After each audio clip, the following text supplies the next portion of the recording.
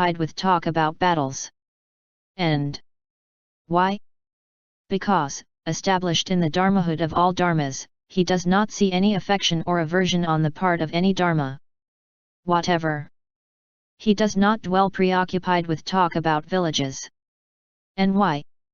Because, established in the emptiness of all dharmas, he does not see the assemblage or non-assemblage of any dharma. He does not dwell preoccupied with talk about cities. And why? Because established in the emptiness of space he does not review the attraction or non-attraction of any dharma. He does not dwell preoccupied with talk about market towns. And why? Because established in the reality limit, he does not review the accumulation or taking away of any dharma whatever. He does not dwell preoccupied with talk about self, too. About one who knows, one who sees. He dwells preoccupied with nothing at all outside the perfection of wisdom, and he is not lacking in mental activities associated with the cognition of all modes. Patient acceptance of the cognition of dharma and th path. Negation of occupation and preoccupation with meanness, immorality. Coursing in the perfection of giving, he does not dwell preoccupied with meanness. And so for the perfection of morality and immorality, too. The perfection of wisdom and stupidity. Coursing in the dharmahood of all dharmas he is one who wants dharma and not its opposite. Coursing in the dharma element he does not speak in praise of a broken dharma. He wants friendship. Sons and daughters of good family. Who belong to the vehicle of the disciples and pratyeka Buddhas. And whom he encounters in the presence of the Buddhas. The Lords, and of the Bodhisattvas, great beings, them also he established in supreme enlightenment, incites them to it, disciplines them in it. He pleases the Tathagatas, so that he may have a vision of them.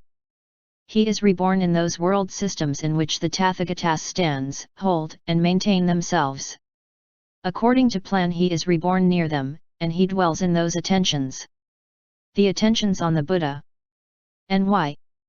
Because as a rule the irreversible bodhisattvas, when they have produced attentions associated with the world of sense desire, and have observed the 10 wholesome ways of action, are reborn in those Buddha fields.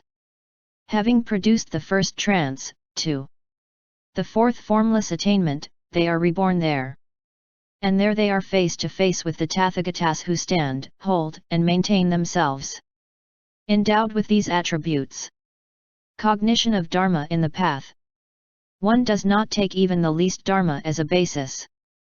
Moreover, the irreversible bodhisattva who courses in the perfection of wisdom, and who is established in subjective emptiness, too. In the knowledge of all modes, in the doors to deliverance of emptiness, the signless and wishless, does not think to himself, I am irreversible and not reversible. No such doubt arises in him. He has no uncertainty about the stage he has made his own. And why? Because he does not review these dharmas. Him who turns away or him who does not turn away. Just as a man who stands on the stage of a stream winner has no hesitation or doubts about if that is the stage which is his by right, and so up to the Buddha stage. Just so the Bodhisattva, when he stands on the stage which is his own by right, has no hesitations or doubts about it. Established on that irreversible stage he purifies the Buddha fields and matures beings. And he quickly sees through any deed of Mara that may have arisen and does not come under its influence. He understands all these deeds of Mara and turns away from them. Just as, Subhuti, a man who has committed one of the deadly sins will never again, until his death, lose the thought of that sin. But it will follow after him. He cannot shake off the irresistible drive towards the states of woe. Its overwhelming effect follows him until the time of his death. Just so the irreversible thought of the irreversible bodhisattva has been truly established. He cannot be deflected from the irreversible stage, and the whole world with its gods, men, and asuras, has entered on the certainty of salvation. Having stood on the stage which is his by right, he has achieved the complete perfection in the superknowledges, purifies the Buddha field, and matures beings. He passes on from Buddha field to Buddha field. And he plants in these Buddha fields wholesome roots which allow him to have a vision of the Buddhas, the Lords, to salute them respectfully, to honor them, and to hear the dharma from them. And in all these Buddha fields he questions the Buddhas and lords, counter-questions and honors them. And that bodhisattva who has thus stood recognizes for what they are any deeds of Mara that may have arisen, and he does not come under their influence.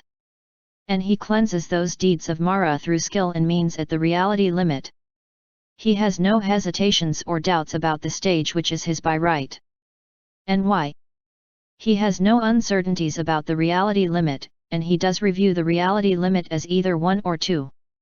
When he has cognized this, even after he has passed through this present life, he will produce no thought on the level of the disciples and pratyekabuddhas. And why? Because the bodhisattva does not, when all dharmas are empty of own marks, review the production of any dharma, or its stopping, its defilement, or purification. Patient acceptance of the subsequent cognition of the path. He is established in the certainty about the triad of his own levels, which is essentially the same as the triple omniscience. But when that bodhisattva has passed through this present life, he will think, it is not the case that I shall not win full enlightenment. I will in fact win it. And why? Because the supreme enlightenment is empty of own marks. When the bodhisattva has thus stood firm on the stage which is his by right, he cannot be led astray or crushed by others. And why? Because, as he has stood firm on it, he becomes endowed with any insuperable cognition. If again Mara, the evil one, in the guise of the Buddha himself were to come to him and say, realize arhatship here and now. You are not predestined to full enlightenment.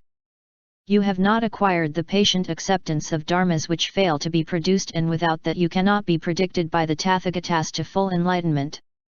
You have not the attributes, tokens, and signs which a bodhisattva must be endowed with to be predicted to full enlightenment. If a bodhisattva, when he has heard these words, does not become terrified in his mind, then this bodhisattva should know that he has been predicted to full enlightenment by the Tathagatas. And why? Because he knows that he has the dharmas endowed with which a bodhisattva is predicted to the supreme enlightenment. Subsequent cognition of the path. Renunciation of one's life for the sake of dharma, which consists in the knowledge of all modes.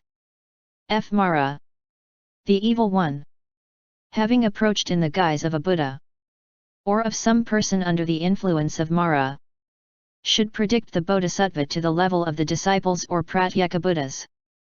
Then the bodhisattva thinks to himself, this one, who wants to establish me on the level of a disciple or pratyekabuddha, is surely Mara, the evil one, who has come along in the guise of the Buddha, or this is a person under Mara's influence. When the bodhisattva reads and studies the extensive sutras, then Mara, the evil one, comes to him in the guise of the Buddha and says to him, these have not been taught by the lords or their disciples. Taught by Mara are these sutras in which you course.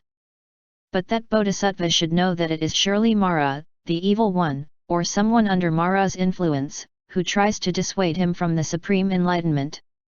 If he does know that, then he has been predicted to full enlightenment by the Tathagatas of the past, and he is firmly established on the irreversible stage.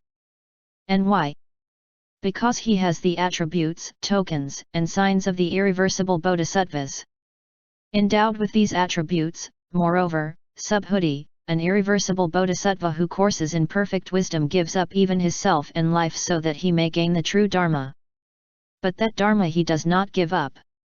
The irreversible bodhisattva makes great efforts to gain the true dharma. He gains the true dharma of the past, future, and present Buddhas and lords, and he does not give up the Buddhas. And why? He thinks that because they have gained the true dharma, the past, present, and future Buddhas have been worshipped. And what is the true dharma for the sake of which the bodhisattva gives up his self? Here the Tathagatas demonstrate dharma to the effect that all dharmas are empty. A few deluded persons then contradict and say that this is not the dharma, not the vinaya, not the teacher, not the teaching. But the bodhisattva for the sake of that dharma gives up even his self. He becomes convinced that he also will be reckoned as one of the future Buddhas. That he also has been predicted to full enlightenment, and that this also is the true dharma for the sake of which he is willing to give up even self and life. The Bodhisattva has also these considerations in mind when he renounces even his self for the sake of gaining the true Dharma. Endowed with these attributes, moreover, Subhuti, when the Tathagata demonstrates Dharma, the irreversible Bodhisattva does not hesitate or doubt. But whatever Dharma the Buddhas may teach, all that he does not forget. And why? Because he has acquired the dharmas. Subhuti. What dharmas has he acquired so that he no longer forgets the sutras taught by the Tathagata? The Lord. The dharma which causes inexhaustibility, the seal of the ocean, and the lotus array. Subhuti.